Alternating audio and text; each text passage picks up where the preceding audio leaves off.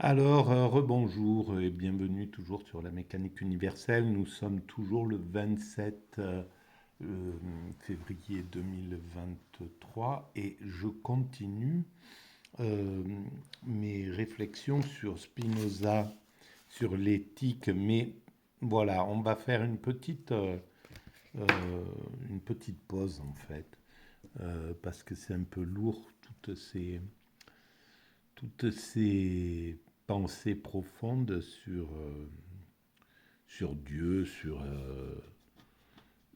la création, sur le monde, sur la vérité, la liberté, etc., etc., sur l'amour, sur l'extase, sur la béatitude.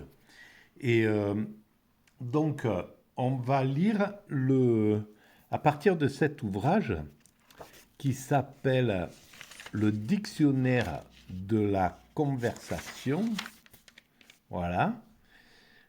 Et de la lecture, inventaire raisonné des notions générales les plus indispensables à tous, par une société de savants et de gens de lettres, sous la direction de Monsieur Duquette.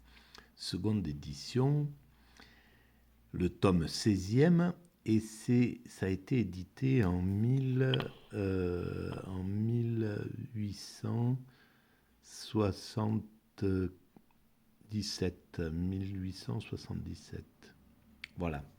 Donc, alors, on va aller sur la vie de Baruch Spinoza.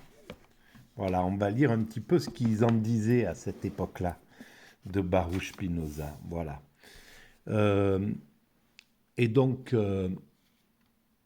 bon, c'est en lien avec ma théorie, hein, qui essaie de démontrer que l'humanité est destinée à atteindre son ultime perfection. Nous avançons progressivement, malgré l'image que la société nous renvoie, on avance vers l'humain abouti, vers la perfection humaine, qui est l'accession à la béatitude, à l'extase. Voilà. Bon, je vous renvoie aux vidéos précédentes pour comprendre ce que je veux dire à ce niveau-là.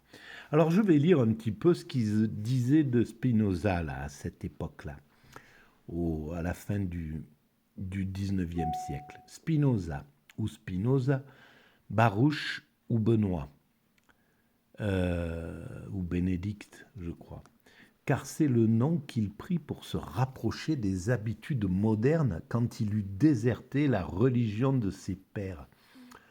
Un des plus célèbres et en même temps des plus obscurs philosophes qui ait écrit depuis Xénophane jusqu'à Schelling.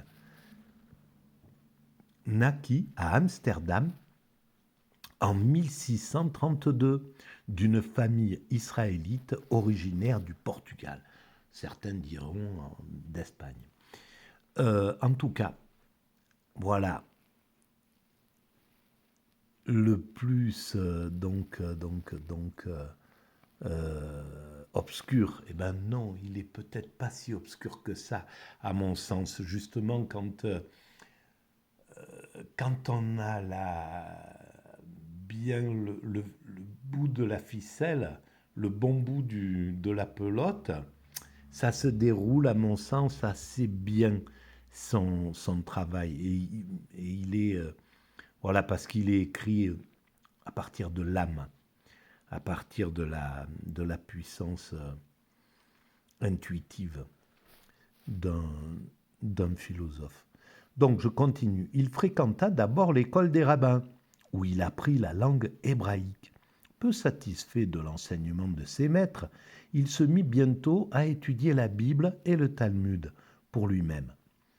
Cependant, loin de trouver dans ces volumes essentiellement dogmatiques la solution que cherchait son esprit scrutateur, ça c'est beau ça, un esprit scrutateur, ça c'est clair, c'est l'esprit scrutateur, mais il ne scrutait pas des proies, où les proies étaient les proies conceptuelles, les proies de l'aventure humaine.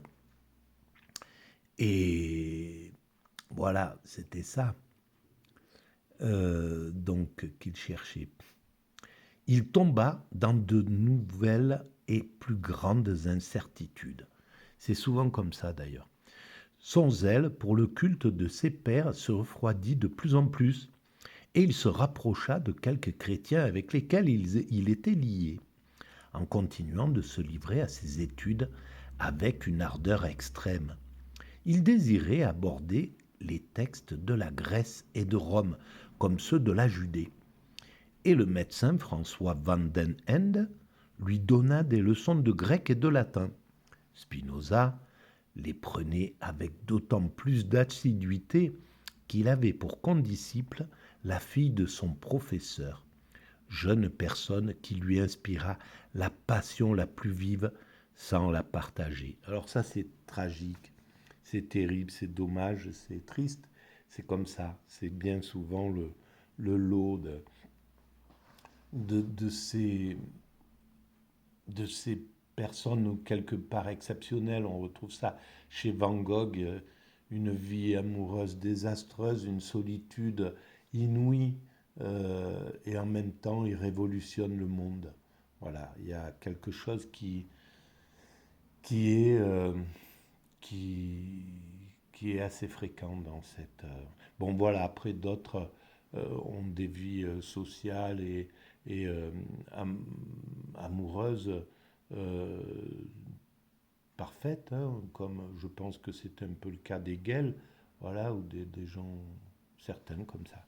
Mais voilà, bon bref, en tout cas c'était son problème.